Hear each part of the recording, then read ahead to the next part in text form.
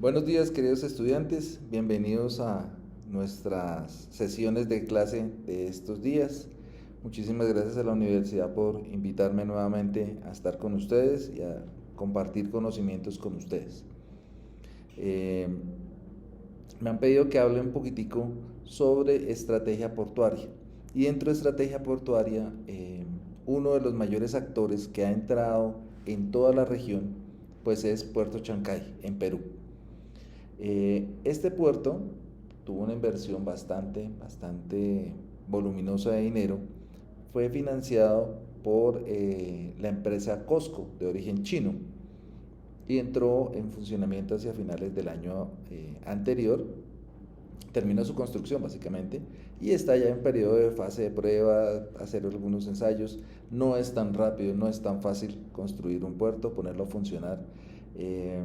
Y aquí son las implicaciones y están en estos ensayos, errores, pruebas, poner los procedimientos a funcionar. Y previo a que esta puesta en funcionamiento de Puerto Chancay se complete, es importante que cada país de la región empiece a hacer un análisis de cómo lo va a afectar o cómo lo va a beneficiar. En este sentido, en nuestra clase de estrategia portuaria, es importante ver cómo este gran actor empieza a influir en toda la región y empieza a generar algunas situaciones que es importante analizar. Esta es una visión de lo que podría pasar en Colombia, en el Pacífico colombiano. ¿Por qué es importante el Pacífico colombiano para Colombia? Porque, como lo hemos visto en clases anteriores, Buenaventura es el puerto que se encuentra más próximo a el centro de producción nacional, que básicamente es un triángulo que está limitado en cada una de sus esquinas por Medellín, Bogotá y Cali. Esta dinámica que ha funcionado básicamente desde el siglo XV, XVI, porque los españoles notaron la cercanía del puerto de Buenaventura hacia las principales fundaciones que se tenían, y al generar el desarrollo al interior del país hacia afuera. Colombia es un caso especial, particular, funciona de esa manera, y es extremadamente centralista en su producción, en su política, básicamente en todo. En este orden de ideas, para que pueda funcionar el país, pues necesita un puerto que sea más próximo a este centro de producción nacional, y hasta ahora ese puerto ha sido Buenaventura. Próximamente entrará en funcionamiento Puerto Antioquia, que será una opción y seguramente es la opción más interesante para Antioquia. Así que Buenaventura se verá afectada con este procedimiento, con esta entrada de funcionamiento de Puerto Antioquia. Pero eso lo veremos en la próxima clase. Por ahora vamos a mirar cómo afecta esto, cómo afecta al país, cómo afecta el desarrollo, y al ser nuestra profesión una profesión que se puede desempeñar en cualquier parte del país, por supuesto, pero a la vez tiene una particularidad, y es que se puede desarrollar en cualquier lugar del mundo. El buque es el mismo si esté en La Guajira, esté en Cartagena, esté en Buenaventura, esté en Rotterdam, esté en Shanghai, no importa. El buque es el mismo, tiene las mismas operaciones, tiene las mismas necesidades, tiene los mismos requerimientos. Lo que cambian son los actores, pero todos los actores hablamos este mismo idioma. Entonces, he aquí lo importante de nuestra carrera. Entonces, sin más preámbulos, empecemos a hablar del impacto de Puerto Chancay en la operación portuaria de Colombia. Vamos a mirar inicialmente cómo es la relación entre Colombia y China. ¿Por qué? Porque Chancay se visualiza como ese gran puerto hub que va a cambiar el relacionamiento comercial de todo Sudamérica con China. Se construyó específicamente por eso, como les decía anteriormente. COSCO, que es la naviera oficial en China. Recuerden que por el sistema económico que manejan en China, COSCO, que es la naviera, hace parte o es dueño de la mayor parte el Estado chino. Entonces lo construyen ellos básicamente para movilizar toda la carga de la región, de todo Sudamérica, por Chancay. Hoy en día, ¿cómo funciona? Pues hoy en día la carga que viene desde China hacia la región tiene que hacer uno o dos saltos. ¿Cuáles son esos dos saltos? O dos paradas previas o dos pasos previos. Sale desde puertos chinos, sube hasta Estados Unidos y de Estados Unidos viene a la región. O llega hasta México y desde México baja a la región. O llega a Estados Unidos o México, pasa a Panamá y de Panamá pasa a la región. Entonces, estos saltos, estos transbordos de carga que en ocasiones se deben hacer desde Estados Unidos o México o Panamá hacia la región, pues eso hace que el precio de los fletes se vea afectado. ¿Va a afectar este puerto el valor de los fletes? Sin lugar a dudas. ¿Los va a bajar? Mi análisis dice que no. Lo que se va a generar es una racionalización en el costo de estos fletes. ¿Eso qué quiere decir? Que van a dejar de subir tan rápido.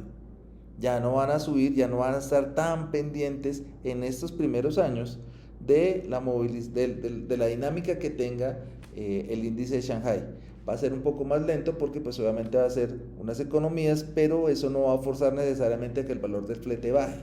Podría presentarse, pero creo yo que el efecto a largo plazo, a mediano o largo plazo que se va a presentar es que se va a racionalizar su incremento. Es decir, se va a mantener bastante estable y eso es muy bueno. Para Colombia, ¿qué representa China? Pues China es el segundo socio comercial en términos de exportaciones. Es decir, las exportaciones que nosotros hacemos, que recordemos que nosotros exportamos son commodities, carbón, petróleo, que son los principales productos de exportación, pues el segundo destino de nuestro país de estos productos pues es China. En tema de importaciones, productos ya terminados, ya procesados, pues sí es el primero, desplazó a Estados Unidos y hoy en día es el primer puerto, el país de origen de las importaciones que tiene Colombia. Esto nos lo dice Analdex y ahí ustedes ven la gráfica a mano izquierda que nos ilustra pues mucho mejor el tema. ¿A cuánto asciende el relacionamiento comercial entre Colombia y China? Bueno, de acuerdo al DANI, para el año 2023, el total del comercio entre Colombia y China ascendió a 15.000 millones de dólares. Es decir, analizado con respecto al año 2022, hubo una reducción, se contrajo en un 2.6%. Es significativo, pero pues tampoco quiere decir que sea ni la última palabra, ni sea la tendencia, ni que sea lo que va a suceder. Simplemente me parece, y es el análisis que cada uno debe hacer, que se están haciendo algunos ajustes. Ya vamos a ver más adelante de dónde sale esta afirmación que hago de que se están haciendo algunos ajustes. En cuanto a exportaciones, o sea, lo que Colombia le vendió a China, hubo un incremento del 5% con relación al 2022 y ajustó un valor de casi 2.500 millones de dólares que Colombia le vendió a China. En tema de importaciones, lo que trajimos, pues la balanza comercial está a favor de China y ese comercio ascendió a casi 13.000 millones de dólares. Aún así, aunque es bastante alto, se contrajo, se redujo en un 5% con relación al 2022. ¿Qué compra Colombia de China? Pues es la información que está desplegada hacia la derecha de la diapositiva. Entonces, pues, aunque la partida arancelaria, ojo, la partida arancelaria dice reactores nucleares, calderas, máquinas y aparatos mecánicos y sus partes, no quiere decir necesariamente que Colombia haya importado un reactor nuclear, no, es la partida arancelaria, es el global. Y ahí se enmarcan una serie de máquinas que son necesarias para la industria colombiana. Bueno, eso costó alrededor de 2.600 millones de dólares a precios FOB. Máquinas, aparatos eléctricos y sus partes, aparatos de grabación, reproducción de sonidos, aparatos de grabación y reproducción de una imagen, sonido y televisión y sus partes y sus accesorios, pues ascendió a alrededor de 1.400 millones de dólares. Ahí están, pues ya ustedes identifican fácilmente que puede estar. pero también vienen el resto de productos que importa Colombia desde China, y son unos materiales extremadamente necesarios para que la industria colombiana pueda funcionar. Entonces tenemos un relacionamiento bastante interesante en productos que pues, Colombia no produce dentro de su economía. Ya vimos entonces con esto cómo se relaciona, qué tan importante es, cómo funciona, y pues realmente es muy importante para Colombia el relacionamiento con China. Pero ahora empecemos ya a hablar específicamente de 3 puertos. Vamos a hablar de los 3 puertos que están influyendo en la región. Pozorja en Ecuador es un puerto de aguas profundas que se construyó en respuesta a la problemática que se tiene en Guayaquil. El puerto de Guayaquil es el puerto más importante de Ecuador, se encuentra en el estuario del río Guayas, y al igual que Buenaventura es bastante largo, está sobre el cauce del río Guayas, y sufre los efectos de la variación mareal. Entonces el tema de sedimentación, el tema de baja marea, los afecta mucho. En respuesta a eso se construye Pozorja, un puerto de aguas profundas localizado a las afueras del estuario del río Guayas, del delta del río Guayas, y permite la operación de cierto tipo de barcos, como lo vamos a ver ahorita. Vamos a analizarlo uno por uno. Chancay, como les decía, es la respuesta a crear un superpuerto que pudiera concentrar toda la carga de la región. El puerto tradicional de Perú es el puerto del Callao, pero el puerto del Callao también se ve afectado por un régimen de mareas, así que trataron de llevarlo a una zona donde tengan una profundidad natural constante todo el tiempo que le permita la operación de grandes barcos en este puerto. Y tenemos el puerto de Buenaventura, nuestro principal puerto de comercio exterior en Colombia, el puerto más grande que tenemos en el Pacífico colombiano. En el Pacífico colombiano tenemos alrededor de 1.300 kilómetros de línea de costa, y tenemos solamente 2 puertos grandes, Buenaventura y Tumaco. De los 2, el más importante es Buenaventura. Entonces, vamos a hacer un análisis de los 3, vamos a mirar a ver cómo funcionan para determinar la competitividad desde los puntos de vista físicos. Este es un elemento esencial dentro de la estrategia portuaria, porque hay que mirarse cómo está con respecto a la región y empezar a construir o a generar capacidades o factores diferenciales que me permitan volverme atractivo para el comercio, en este caso portuario. No es diferente de lo que puede pasar en el resto del comercio. Si usted tiene una tienda y en la cuadra al lado hay otra tienda, pues usted siempre va a tener referencia a qué están vendiendo, cómo lo están vendiendo, a qué horas abren, a qué horas cierran, cómo es la atención del usuario, del cliente. Pues sucede exactamente lo mismo. Entonces vamos a mirar aquí los elementos objetivos de los puertos. Primero, un poquito de ciencia. Vamos a conocer un concepto que se llama las líneas cotidales. Parece un nombre raro, pues la verdad sí es una palabra traída del inglés y adaptada al español. Mareas en inglés se escribe y se lee tidal, es su transliteración en español, tidal, esa es marea. Entonces, las líneas cotidales son los lugares donde la pleamar y la bajamar se producen al mismo tiempo, es decir, la variación mareal sucede al mismo tiempo. Uno tendería a pensar que sucede en todas las partes del mundo igual, y resulta que no, ni en el margen ni a la misma hora. ¿Por qué? Porque hay diferentes factores que afectan las mareas. Entonces, en este gráfico ustedes ven unas líneas de color, y eso quiere decir que en donde se encuentre ese mismo color, la marea sube y baja al mismo tiempo. Pero no todas las partes del mundo tienen la misma variación mareal. Hay unas partes, por ejemplo para el caso de Colombia, allá en Urabá, en Sapsurro, donde la variación mareal es alrededor de 30 centímetros. Para nuestro caso, en La Guajira, esta variación puede ser un poquito mayor, puede llegar por unos 60 centímetros dependiendo de las condiciones. No es tan extrema ni tampoco es todo el tiempo. O sea, tú no vas a ver que la línea de agua llega, o la línea de marea, de baja marea llega hasta aquí y la de alta marea llega acá, como sucede en el Pacífico. O sea, tiene una margen, una franja bastante ancha, bastante amplia, que en 6 horas puede estar el buque o el bote flotando y en las siguientes 6 horas está apoyado en el lecho marino. No, eso no sucede en el Caribe colombiano. Por eso tiene un color azul. Donde hay las mayores variaciones mareales están identificados en el mapa, en esa escala de colores que ustedes ven desde el azul, que es el izquierdo, que es la que tiene menor variación mareal, hasta los colores rojo muy oscuro, que tiene la mayor variación mareal.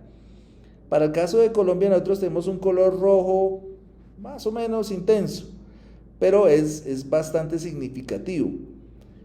Es la imagen que está, el zoom que le hice aquí a la imagen hacia la derecha. ¿Por qué es importante esto? Porque estas variaciones mareales me van a generar un factor positivo o negativo, dependiendo cómo lo manejemos, para la operación y la maniobra de los barcos. Entonces, para que nos queden concepto claro, las mareas no son iguales en todo el mundo, ni suben ni bajan la misma cantidad.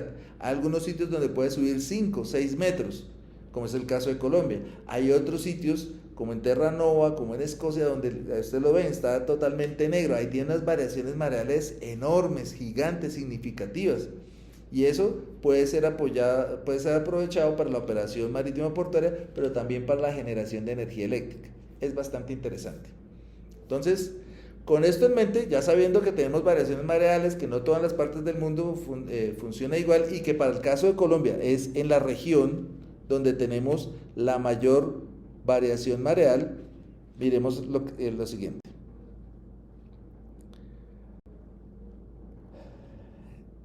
Empecemos por la gráfica de aquí abajo a la izquierda, por esta. Cambiemos aquí un poquito el color para que sea un poquito más claro. Eso es. Aquí tenemos esa variación mareal que les decía, comparada entre Buenaventura, Pozorja en Ecuador y Chancay en Perú. Ustedes pueden ver que la mayor variación mareal pues le corresponde a Buenaventura, que es esta. Después sigue Pozorja y finalmente Chancay. Entonces ya sabemos que era básicamente lo que nos mostraba gráficamente la diapositiva anterior, que la mayor variación mareal está dada en Buenaventura, en el Pacífico colombiano. Ahora, miremos los elementos claves de la operación de barcos en cualquier puerto. Esta tablita es uno de los trabajos que ustedes deben desarrollar para el sábado de la próxima sesión. Tenemos sesión hoy, tenemos sesión mañana, tenemos sesión el próximo viernes y tenemos sesión el sábado próximo, el sábado 10. ¿Qué quiere decir esto? Que el día sábado ustedes deben hacerme una presentación y dentro de los varios puntos que me tienen que presentar están estos.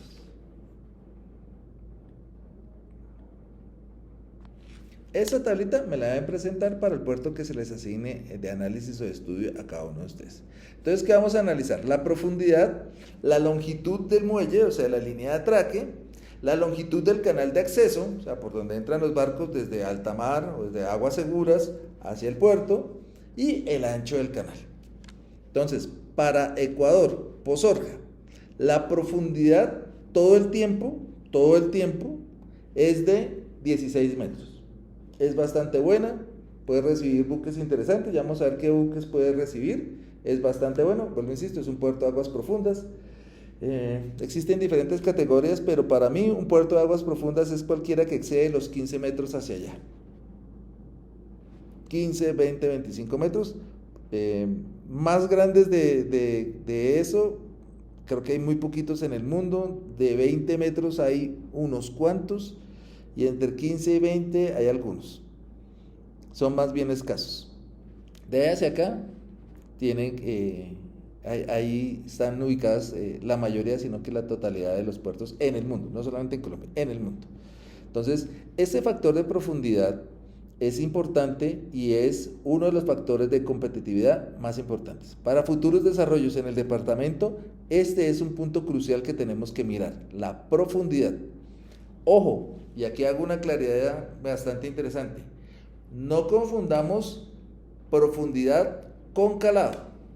La profundidad es la altura del agua en un puerto, en un punto, mientras que el calado es la cantidad de superficie que se hunde, que se sumerge dentro del barco.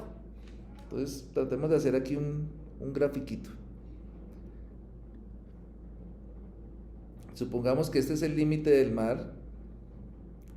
Supongamos que este es el fondo marino. ¿Recuerdas? El fondo marino es irregular, no es una piscina, no es perfectamente plano. Y la distancia entre la superficie del agua y el fondo del mar se denomina profundidad. ¿Ok? Entonces, es la altura de la columna de agua. Es la distancia que hay entre la superficie del agua y el fondo del mar. Ahora, ¿qué es el calado? Entonces, dibujemos un barquito aquí. Perdónenme las gráficas que no son tan profesionales como quisiera hacerlas, pero bueno, digamos que funcionan. Este es un barco. ¿Ok? El calado es la porción del casco, de la superficie del casco, de la obra viva, de la sección húmeda, como quiera llamarla, cualquiera de esas acepciones es válida, que se sumerge. Esto es el calado. ¿Ok? Entonces, son los dos conceptos diferentes que tenemos que manejar y ustedes ya son los estudiantes de último semestre, ya están para graduarse, dentro del próximo serán mis colegas y los recibiré con los brazos abiertos en el gremio. Tienen que tener claridad en estos conceptos. Una cosa es la profundidad y otra cosa es el calado. Es uno de los errores más comunes que uno se encuentra en la industria. Por favor, tenerlo claro. Bien, entonces la línea de atraque de Posorja, vuelvo insisto, es la longitud del muelle donde se pueden recibir los barcos. Está entre los 400 y los 800 metros, o sea, está, en ese momento son 400 metros, pero el proyecto de Posorja está orientado a que finalmente tenga 800 metros de línea de atraque con 16 metros de profundidad. Esto es un dato importante cuando lo miremos ahorita en comparación con los otros puertos. La longitud del canal de acceso. Entonces, la longitud del canal de acceso es, insisto, desde las aguas seguras hasta la seguridad del puerto. Para el caso de Posorja es de 21 millas náuticas, más o menos 39 kilómetros. ¿Por qué? Vuelvo, insisto, está en el estuario, en la salida del río Guayas. Usualmente un río como el Guayas, como el Magdalena, como el Atrato, acumula y lleva ahí una altísima carga de sedimentos, arena, tierra, piedritas pequeñitas, plantas que se van depositando a medida que van saliendo, pierden velocidad, ganan peso y se van yendo así y se van depositando en el fondo del mar. Entonces, la zona por donde tienen que transitar es muy larga y para poder llegar a Posorja, que es un puerto de aguas profundas, pues es bastante larga y allá, en ese caso, es de 21 millas, casi 39 kilómetros. Y el ancho del canal es importante, ya les explico por qué, y para el caso de Posorja tiene un ancho de 175 metros. ¿Por qué es importante el ancho del canal? Un almirante hace algunos años decía aquí en Colombia que la profundidad es productividad, pero el ancho es seguridad. ¿El ancho qué me permite? El ancho me permite que dos barcos puedan cruzarse, puedan navegar en el mismo espacio. Imaginen que este es el ancho, este es el ancho. Si tengo un barco que viene subiendo o que viene entrando y que viene saliendo, si está muy cerrado el espacio, pues no van a poder pasar. Lo ideal es que tengan el espacio necesario para que puedan hacer el cruce sin que tengan ningún problema. Esto porque es importante para mi puerto, porque hagan de cuenta que ustedes tienen un lote de terreno, tienen una finca, tienen un almacén y tienen una vía de acceso. Si la vía de acceso es muy chiquita, solamente puede entrar un carro y normalmente no se tienen buenos parqueaderos. Entonces, si viene entrando un carro para el punto de interés que usted tiene, y si va a salir otro, pues se va a complicar la cosa, tienen que demorarse, a veces le da pereza a la gente tener que esperar. Lo ideal es que pudiera tener una vía de entrada, una vía de salida. Y ese es el factor más importante, que básicamente los barcos puedan pasar de o sea, simultáneamente de un otro. ¿Se puede solucionar de algunas formas? Claro, usted puede generar unas zonas de sobrepaso, es decir, que no toda la calle tenga la misma estructura, sino que tenga algunos sitios donde se pueda abrir y el barco pues se mete ahí y pasa, como sectores pequeñitos donde haya doble vía y el resto una sola vía. Podría ser una posible solución. Utilizar las zonas de fondeo, pero eso implica también que hay que dragar las zonas de fondeo y mantenerlas pues en buenas condiciones de navegabilidad. Pero si usted hace eso, la zona de fondeo usted lo hace para un caso de espera, un caso de emergencia, y si la va a agotar con el tráfico, pues pierde su razón de ser. Entonces, podría dársele manejo, pero pues no es lo mejor. Entonces, importancia del ancho de canal. Ahora miremos Chancay. Chancay se construyó para que permanentemente tenga 17.8 metros de profundidad. Supera en casi 2 metros a Pozorja. Y este es uno de los mayores atractivos, que tiene esta profundidad permanente, 24,7,365. Su línea de atraque se pensó en que fuera de 1500 metros. Está en las actuales condiciones de Pozorja, la está triplicando, y cuando avance el proyecto de Pozorja lo va a doblar. Sigue siendo bastante largo, es 1,5 kilómetros de línea de atraque. Es bastante interesante. La longitud del canal es apenas de casi una milla, un poquito menos de una milla. Una milla son 1,8 kilómetros. Este tiene 1,4. Es muy cortico. ¿Eso qué quiere decir? Que le permite al barco rápidamente pasar de aguas muy, muy, muy profundas a la seguridad del puerto. Entonces es muy rápido, el proceso de transición es breve. Eso también disminuye costos, sobre todo con costos de servicios asociados a remolcadores, a pilotos, a transporte de pilotos, etc. Entonces eso hace que se racionalice bastante el costo de ese tipo de operaciones que se realizan allí. Y el ancho del canal está entre 180 y 200 metros, también está por encima de Pozorja en su desarrollo inicial, y cuando culmine el proyecto pues va a tener 200 metros, lo va a exceder en 25 metros, es bastante significativo, bastante bueno, porque eso es casi una manga del barco. El ancho de los barcos en temas de seguridad se mide por mangas, por el ancho de cada barco, y aquí funciona bien. En un canal de una sola vía, lo ideal es que tenga 3 mangas. ¿Qué quiere decir eso? Que si usted tiene un barco que tiene 32 metros de manga y necesita 3 mangas, pues por lo menos necesita un canal de 96 y 100 metros para que sea de una sola vía y tenga todas las garantías para poder entrar y salir. Un barco no se mantiene así derechito, así tenga un tramo recto, es muy difícil mantenerlo. ¿Por qué? Porque se ve afectado por el viento, por el corriente, por la marea.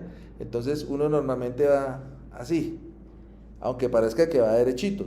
No, yo soy el mejor del mundo, y cuando mira atrás eso se ve una sola linecita así. Bueno, realmente esa es la percepción que uno tiene, pero cuando uno va y mira desde arriba, desde el cielo, tiene una visión desde arriba y lo referencia hacia el fondo del mar, pues realmente lo que uno está haciendo es así.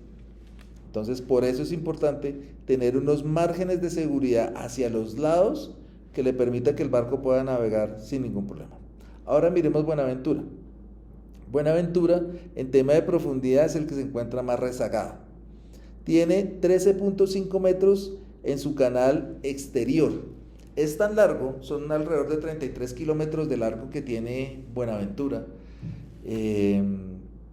de su canal de acceso, que se divide en dos, o se dividió en dos. Uno que es el canal externo, que va desde la boya de mar hasta La Bocana, hacia Punta Soldado, y ahí tiene 13.5 metros todo el tiempo. Ojo, aquí estamos hablando de todo el tiempo, en cualquier momento.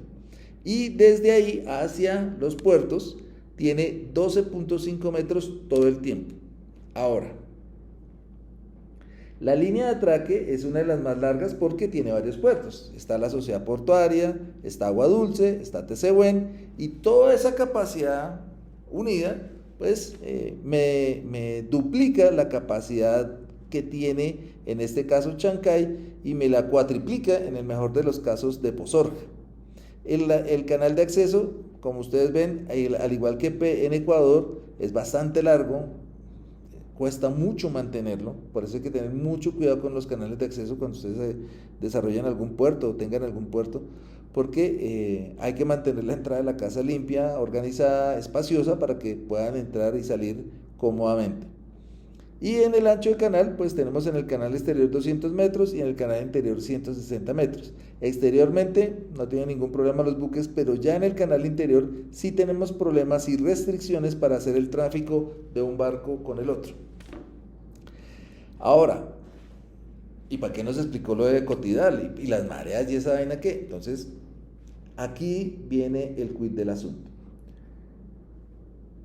Se genera algo que denominamos una ventana operacional al momento en el que tomamos la profundidad permanente todo el tiempo 24/7 y le sumamos esa variación mareal que tiene la región en donde nos encontramos. Entonces, por ejemplo, hagamos este ejercicio que es el que se encuentra en esta tablita de acá. Para el caso de Buenaventura, para enero del 2025, la pleamar, lo que me va a incrementar, la cantidad de agua adicional que voy a tener es de 3.9 metros. 3.9 metros. La profundidad en el canal exterior de Buenaventura, como les decía, era de 13.5 metros y el canal interior 12.5 metros. Eso quiere decir que a esa profundidad que tengo permanentemente, le debo adicionar la cantidad de agua que me llega gracias a la marea, a esa gran ola que se llama marea, que me genera un aumento en el nivel del agua. Eso quiere decir que para el canal exterior, para el momento de la pleamar, tendríamos ya no 13.5, sino 17.4 metros, y en el canal interior 16.4 metros. Esto vuelve mi puerto un poco más competitivo, pero ojo, que esta pleamar dura 6 horas, o sea, mientras viene aquí abajo, vuelve y sube, se demora 6, sube y baja, se demora 6.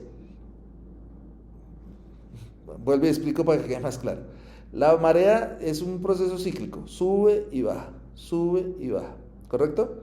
Entonces, si a las 6 de la mañana la tengo en el punto más bajo, a las 12 del día la tengo en el punto más alto y a las 6 de la tarde lo vuelvo a tener en el punto más bajo. Esto no es constante, no siempre funciona así, no es una hora predeterminada. De hecho, se puede hacer una aproximación de la hora en la que se tiene el punto más bajo y el punto más alto, y esas son la tabla de mareas que se debe calcular para cada puerto. ¿Qué sucede? ¿Cuál es mi ventana operacional? Pues mi ventana operacional empieza a las 3 horas en que la marea va subiendo. Me quedan 3 horas hasta que sube al máximo punto y las próximas 3 horas mientras vuelve y baja. Y quedo otra vez en un espacio en el que no es seguro operar o no puedo operar con buques de gran tamaño, de gran calado.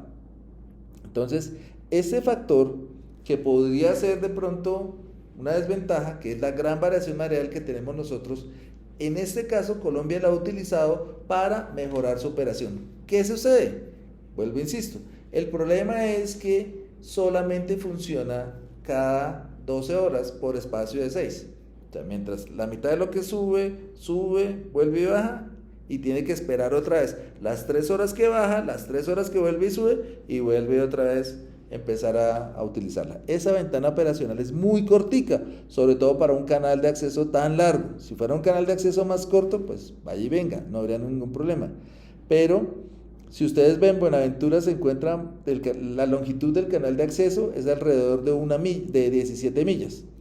Eso quiere decir que un buque navegando a 17 millas por hora, es decir, a 17 nudos, se demoraría 1 hora entre el punto que se encuentra determinado por la boya de mar y el puerto. Entonces, de esas 6 horas ya pierdo 1 hora en entrada o de salida.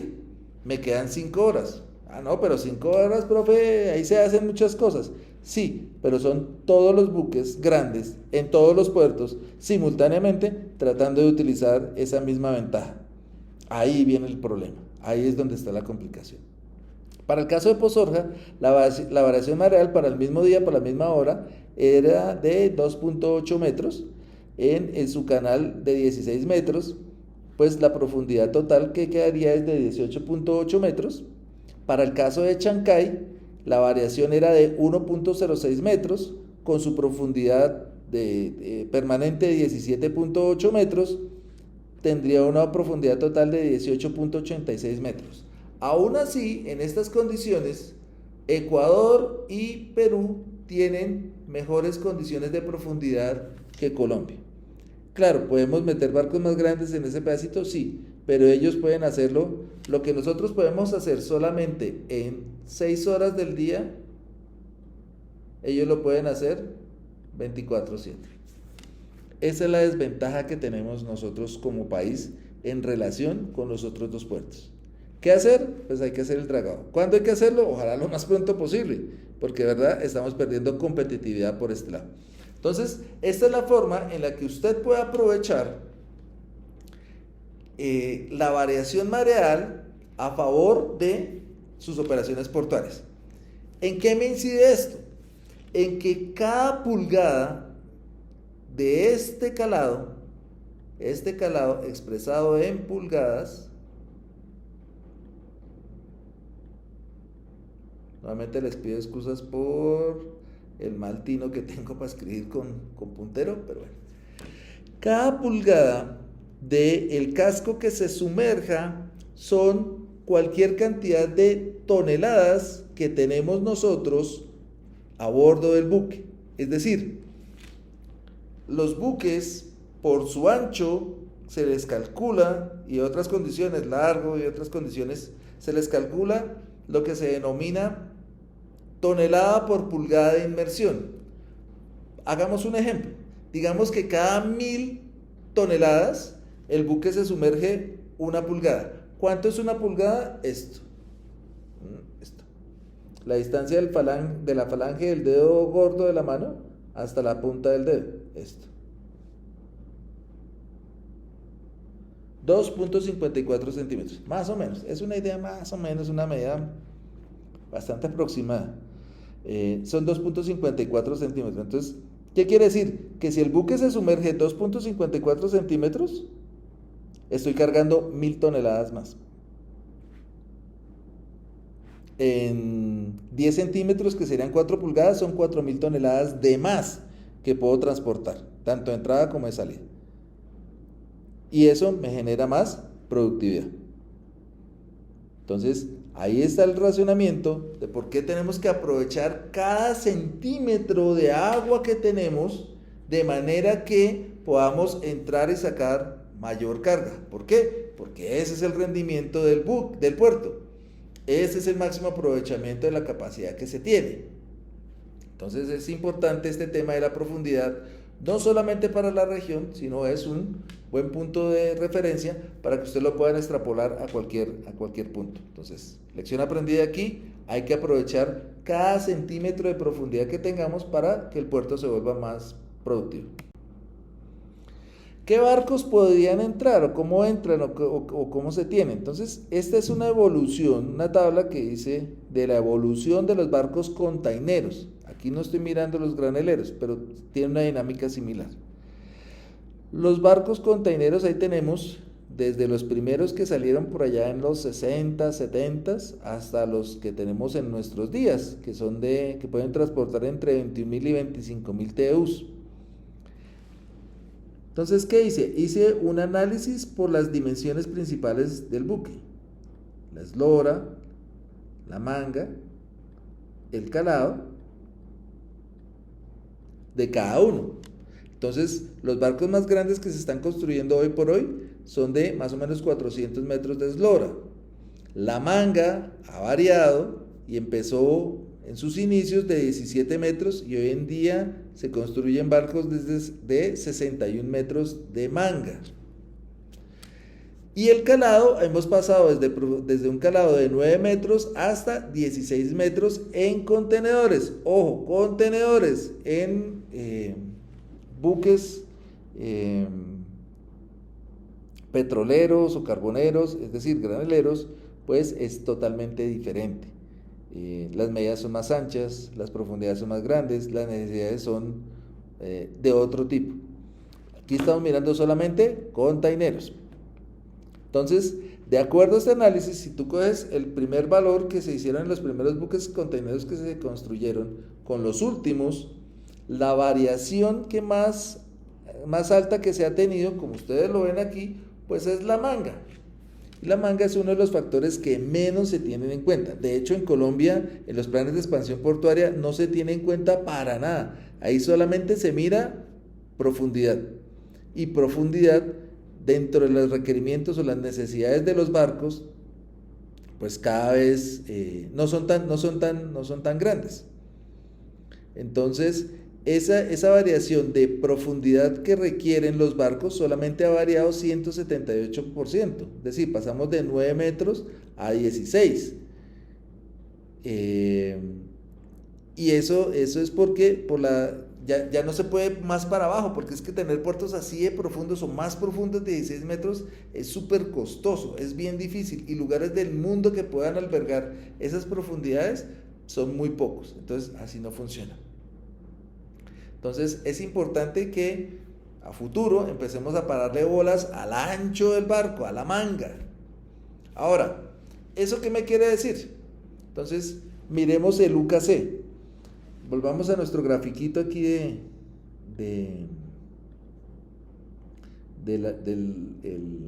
la línea de agua, la superficie del agua, el fondo del agua, el barco que se encuentra flotando en el agua, nuestro concepto de profundidad, nuestro concepto de calado. Esto ya lo hemos visto en la diapositiva anterior. Okay.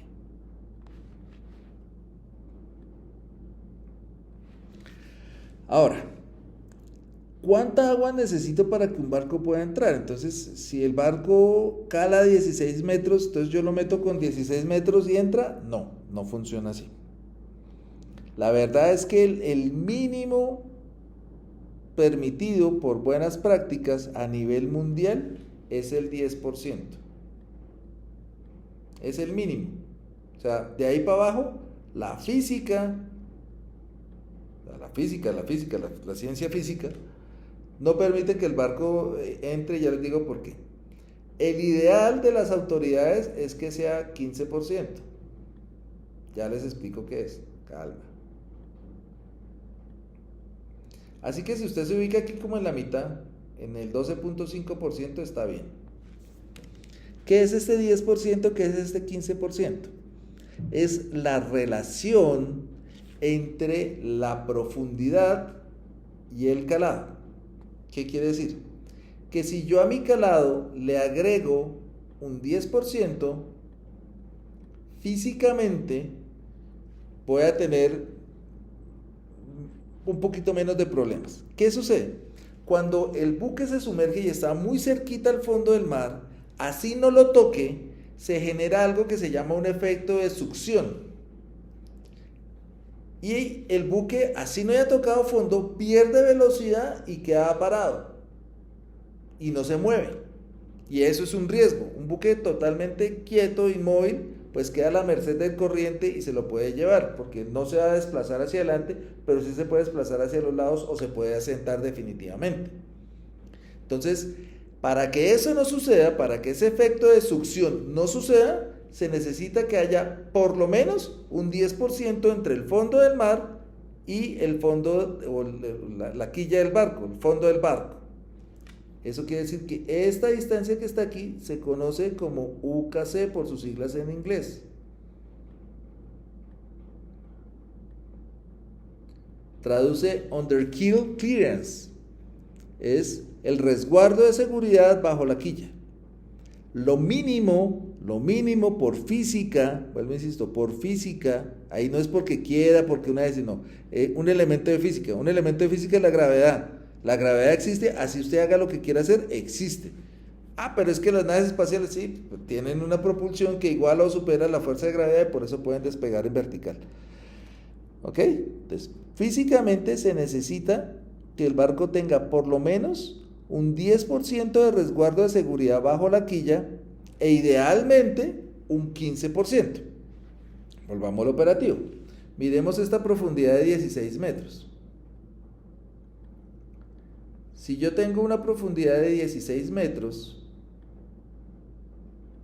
el 10% de esto será 1.6 metros.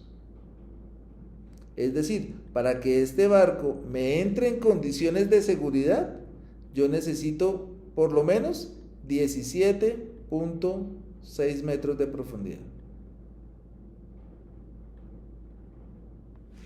¿Ok? Ese es el UKC. Entonces aquí lo tengo en esta grafiquita. Con 17.6, me voy a volver a la gráfica anterior. Opa, no me dejó de volverme a ver. Con 17.6 en máxima marea no podrían entrar, porque lo máximo que nos permitiera en 16.5. Entonces no podrían entrar estos grandes barcos containeros a Buenaventura. Tienen que entrar más pequeños. Podrían entrar hasta aquí me quedó mal, aquí no es 17.5 sino 16.5, por ahí. Podrían entrar BCLS. Esos son los que podrían entrar, es decir, hasta Post-Panamax, entre Post-Panamax y BCLS. Entonces, esta es la importancia del UKC, y el ancho, la manga, es lo que me dice cuando necesito de una vía y de dos vías. Entonces, para este barco grandotote de 25.000 TEUs, necesito, para que puedan encontrarse dos barcos esos iguales y puedan cruzarse uno con el otro, así, necesitaría por lo menos 500 metros de ancho, por lo menos 500 metros de ancho, porque son muy anchos. ¿Qué sucede con los barcos y por qué se necesita tanto? Si tengo un barco que viene entrando y tengo un barco que va saliendo, si están muy cerca, pues se van a chocar. Y así no estén cerca, si usted físicamente no los ve que se están cerca o que se van a tocar, físicamente existe algo que se denomina cambio de presiones. Cambio de presiones cuando usted está viajando en el avión y sube del avión de un lado al otro, hay un cambio de presión y de pronto se le tapan los oídos. Cuando usted va por carretera y va subiendo una montaña y se le tapan los oídos, ahí hubo un cambio de presión. Entonces, aquí hay un cambio de presión en el agua y hace que cuando se estén acercando, las puntas se aproximen y cuando esté saliendo, las popas se rechacen. Pero puede llegar a suceder que usted llegue y así vaya con espacio, usted diga, ahí paso, se genera este cambio de presión por la interacción de los dos barcos y se van a tocar, se van a chocar. Y ese tipo de accidentes son gravísimos en este escenario. Entonces, por eso hay que prestarle muchísima atención al ancho del canal, para que esto no suceda, porque de lo contrario condenaríamos al puerto a que solamente puede entrar uno y salir otro. Entonces, si yo tengo una ventana operacional de 6 horas y necesariamente va saliendo uno y se demora 1 hora, el que va entrando tiene que esperar esa hora a que el otro salga porque no pueden utilizar la misma vía.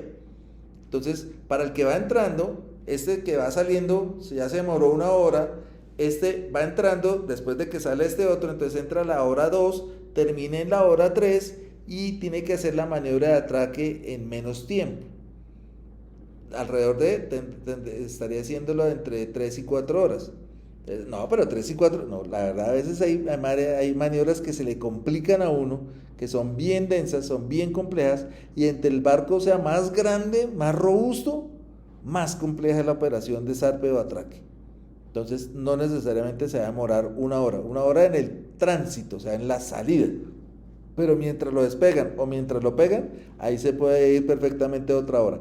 Entonces, vuelvo, insisto, no siempre se puede jugar o se puede depender exclusivamente del factor ventana de operación. Ah, bueno, aquí está. Entonces, ahora sí, miremoslo. Entonces, habíamos dicho que con nuestro ejercicio, la máxima profundidad para Buenaventura era de 17.4 metros en el canal exterior y de 16.4 en el canal interior. Es decir, lo máximo que podrían entrar serían este tipo de buques, hasta por acá. Son los que podrían entrar. Ya estos de aquí para acá, no. Mientras que Chancay y Pozorja tienen 18.8 metros en su máxima marea, perfectamente pueden entrar cualquiera de estos buques. No tienen restricción. ¿Eso qué me indica? Que Pozorja y Chancay, en cuanto a profundidad, son más competitivos que Buenaventura. ¿Sí? Ahí está clarito.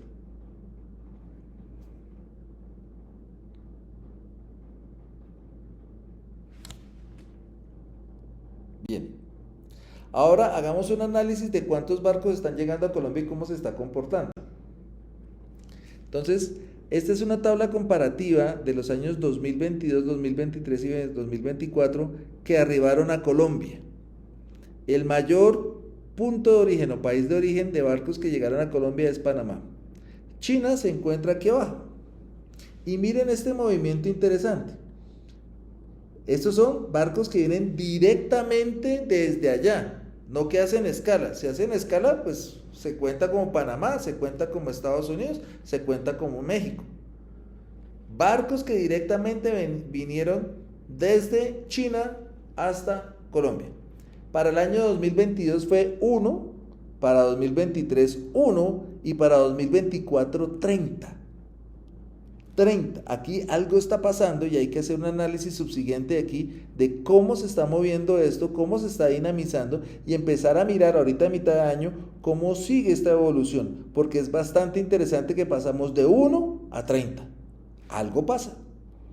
Y ahí es donde nosotros podremos definir si Chancay nos afecta o no, porque, pues lo insisto, Chancay se hizo pensando en que todas las cargas que vengan a la región lleguen a Chancay y desde ahí se distribuye hacia toda la región. Pero si tenemos la capacidad de poderlo recibir directamente los barcos de allá hasta acá, la cosa cambia. Entonces, es importante. Y esta tabla de pronto les puede servir para consultas más adelante que ustedes puedan hacer para 2024. ¿Cómo llegaron los barcos? Entonces, esa fue los arribos que tuvieron en diferente año por cada capitanía. La capitanía pues que más barcos recibe en Colombia internacionales pues es Cartagena, que es CP5. Ahí está el orden de las capitanías. CP1 es Buenaventura, CP3 es Barranquilla, CP4 es Santa Marta, CP5 es Cartagena, CP8 es Turbo y CP14 es Puerto Bolívar. Entonces esos son los puertos que tuvieron mayor cantidad de arribos que llegaron a Colombia. Ahora, para el puerto de Buenaventura, para el año 2024, la mayor cantidad de buques que llegaron a Buenaventura venían de Panamá. Los que dicen Colombia es que venían desde otro puerto de Colombia, venían desde Tumaco o venían desde Cartagena, desde Barranquilla, desde Santa Marta, que aunque pasen el canal de Panamá, se considera que vienen desde el mismo puerto colombiano. México, Ecuador, Guatemala y China se ubica aquí con 24 arribos que tuvo en el año 2024. Ojo que aquí decíamos anteriormente que en todo Colombia llegaron 30, pero en el 2024. Pero para solamente Buenaventura se recibieron 24. 24. Y antes se recibía 1. Algo está pasando y este es motivo de estudios subsiguientes que espero que se sigan haciendo. La Supertransporte nos dice que, bueno, ¿cómo se movió en el año 2024 Buenaventura? Bueno, entonces aquí está el indicador Buenaventura. Entonces, en exportación movió el 4.3%, o sea, las exportaciones colombianas el 4.3% salieron de Puerto de Buenaventura. En importaciones recibió 34.1%. Es el puerto que más recibe, no la zona. Ojo, lo que está aquí en negrilla quiere decir que es la zona. Y aquí viene cada uno de los puertos que se tienen en la zona. Entonces, Cartagena, que es el que de pronto podría generar la duda, movió el 25%. Buenaventura el 34%. En importaciones, ojo, en importaciones. En comercio exterior, entonces la participación fue del 13%.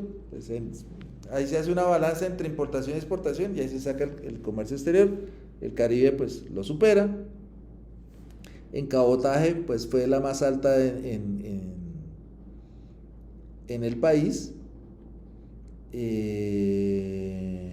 Mentiras, aquí, perdón, es la que atiende la operación de todo el Pacífico colombiano.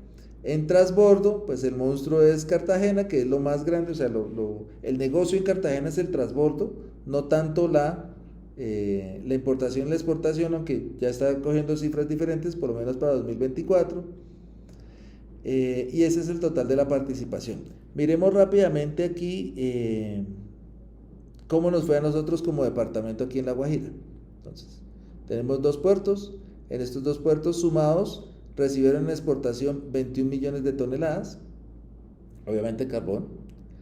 En importación, es decir, lo que llegó, se recibieron solamente 290.000 toneladas. En comercio exterior, sumando los dos, 22 millones y participamos con el 15%. Obviamente el volumen de lo que se produce en carbón es bastante significativo, pero podríamos también nosotros manejar el tema de la sal, por ejemplo, por mar, y serían unos indicadores bastante sanos, bastante buenos, como se hizo no hace muchos años, que se exportaba sal ahí desde Manaure, podría funcionar. Entonces, Buenaventura movilizó el 34% de las importaciones totales de Colombia, alrededor de unos 10.6 millones de toneladas. Analicemos los buques, un análisis más detallado de los buques. Entonces, como les decía, hay un incremento en Buenaventura, pasando del 2022 al 2024, donde se reciben 76 barcos. Aquí están por las otras capitanías de puerto. Para el caso de Puerto Bolívar y de Puerto Brisa, en el 2022 tuvimos 7 y en el 2024 2, hubo una disminución. Estos barcos que ven aquí, obviamente, no son tanto que traigan importación, sino son barcos graneleros que vienen en lastre a cargar carbón de cualquiera de los dos puertos. Los otros puertos tienen una dinámica diferente, pero Buenaventura en este caso tiene un incremento, mire, el doble de lo que tenían. Entonces, ese es el total de buques arribados por capitanía. Estos son los buques graneleros. Entonces, lo que decía, aquí en Puerto Bolívar tuvimos 7, ahora tuvimos 2. Pero aquí en Buenaventura pasamos de 25 a 31, hubo un incremento.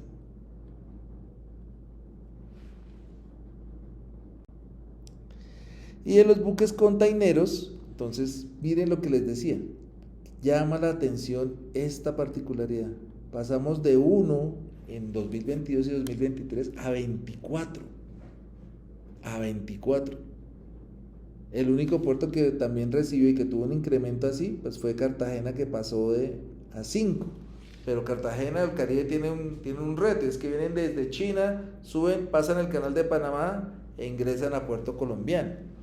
Y estamos hablando de barcos containeros, barcos graneleros, pues de pronto, o sea, uno dice, ok, que van a buscar el carbón, porque van a buscar el petróleo, ok, pero aquí estamos hablando de barcos containeros, es decir, que traen carga de importación desde estos puertos. Entonces, llama poderosamente la atención y con los datos que se tienen disponibles hasta ahora no se podría sacar una conclusión al respecto. Conclusiones. Vamos a acabar aquí para no hacerlo tan largo y ustedes pueden descansar un ratico. Nuevamente, China es el segundo socio comercial de Colombia, así hayan tenido una contracción en el volumen. Entonces aquí viene lo interesante, acabamos de ver que aumentó el número de barcos, pero disminuyó las importaciones de Colombia. Entonces Colombia le está vendiendo un poquito menos, pero le está comprando un poco más. Entonces la balanza comercial pues siempre estaba del lado más favorable desde el lado chino, pero está cambiando un poquito la dinámica. Hay que prestarle atención a eso.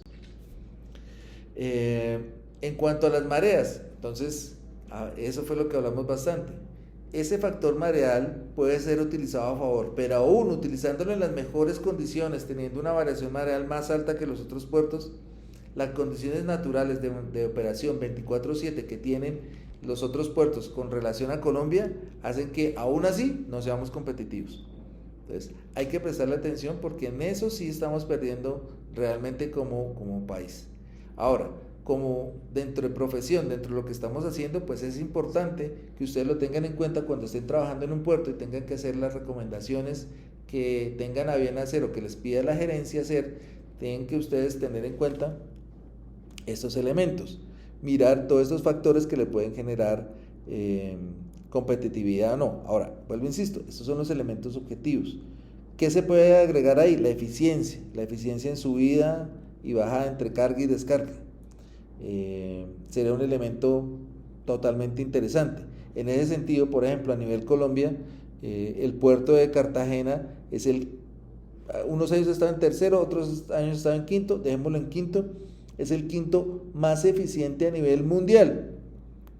Hay 196 países en el mundo y puertos puede haber miles, y dentro de esos miles Colombia tiene el quinto más eficiente del mundo. Impresionante, es muy bueno ese resultado. Entonces eso depende de la habilidad del operario de la grúa de cargar y de subir y bajar el contenedor, del que viene manejando la tractomula para que lo pueda mover. Y es un puerto que, si bien utiliza intensivamente los sistemas, pues es un puerto que todavía utiliza conductores y operarios humanos. Hay otros puertos, sobre todo los chinos, donde el movimiento entre el puerto pues ya lo hacen de manera autónoma. Entonces es muy significativo, es muy importante y ese es un gran resultado que se tiene desde ese puerto. A los anchos de canal, entonces pues nuevamente es importante prestarle atención, hay que ponerle bolas a eso. Nuevamente les insisto, el futuro de ustedes está orientado a desarrollar alguna actividad en un puerto o una actividad marítima, pero va a tener que estar relacionado con un puerto. No, es que yo voy a poner una empresa de transporte de pasajeros por vía marítima entre Riohacha y Camarones. Bueno, ahí también aplica. ¿Dónde va a llegar la lancha? ¿Dónde va a operar? Que si no tiene profundidad, pues usted no puede dejar a los turistas ya metidos en la mitad del mar. Y tírense y naden de aquí para allá. No funciona así. Entonces, esto aplica tanto para buques grandes como para lanchas o barcos chiquitos.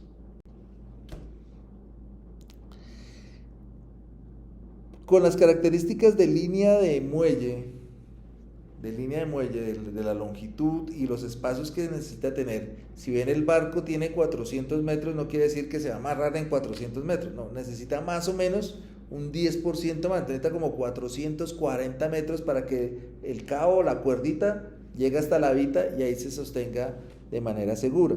Entonces, estamos hablando que un barco de 400 metros podría estar necesitando 450, 500 metros más o menos de línea de atraque.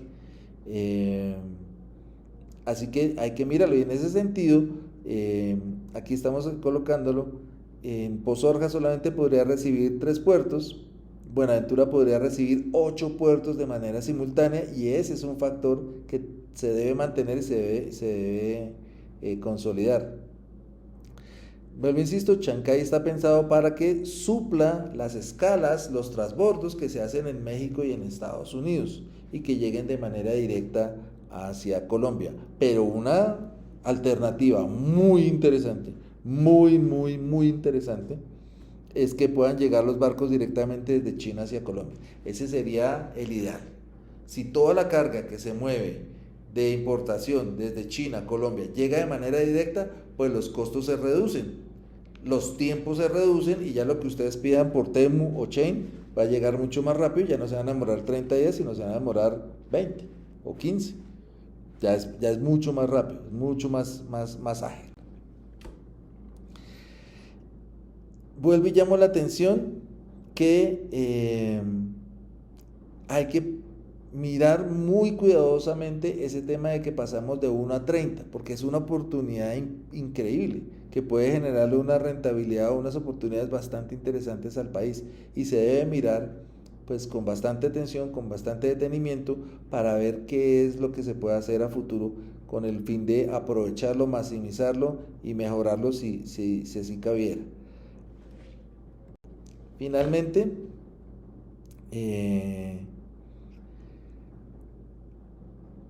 volver a insistir en que Chancay va a ser o es uno de los grandes actores dinamizadores de la operación portuaria en la región, que esperamos de corazón que genere beneficios para el país y que los costos que se pagan sean mucho más racionales, mucho más acordes a la realidad.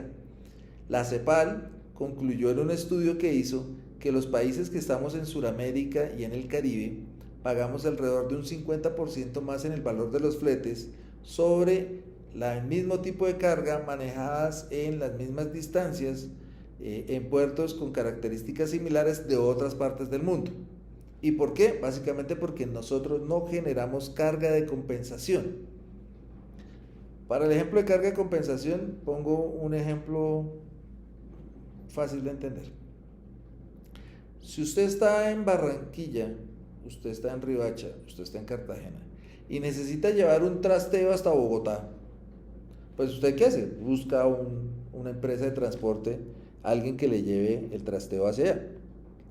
Si el señor del camión solamente cuenta con que usted le pague el viaje, el señor le va a cobrar el desplazamiento desde el punto de origen, cualquiera de las 3 ciudades de la costa, hasta Bogotá, que es el punto de destino. Y si no tiene carga para traer de allá para acá, pues a usted, que es el dueño del movimiento inicial, le va a cobrar el regreso desde Bogotá hacia su ciudad de origen, hasta Riohacha, hasta Barranquilla, hasta Santa Marta, hasta Cartagena. Eso es carga de compensación. Pero ¿qué sucede si se encuentra otro trasteo de alguien que necesita moverse también desde Bogotá hacia donde usted está? Pues entonces usted ya no paga todo el movimiento, sino solamente paga la mitad. Eso es carga de compensación. Ese es un ejemplo claro y es lo que esperamos que al reducir los costos, al reducir los tiempos, al reducir los transbordos, al reducir la necesidad de utilizar más servicios portuarios y de pagar aranceles por ingreso de la mercancía en un país, se vaya a racionalizar el costo, se vaya a mejorar los tiempos de respuesta y lo que usted haya comprado por Chain o por Temu le llegue mucho más rápido. Con esto, queridos estudiantes, termino mi charla del día de hoy. Espero que hayan aprendido algo, espero haberles aportado algo para que ustedes a futuro, cuando salgan a competir en el mercado laboral colombiano, pues tengan elementos suficientes, herramientas suficientes para que puedan desempeñarse y sean bastante atractivos para la industria marítima y portuaria en Colombia. Sin más, nos vemos ahorita más tardecito en otra clase. Descansen un ratico y ya retomamos. Gracias.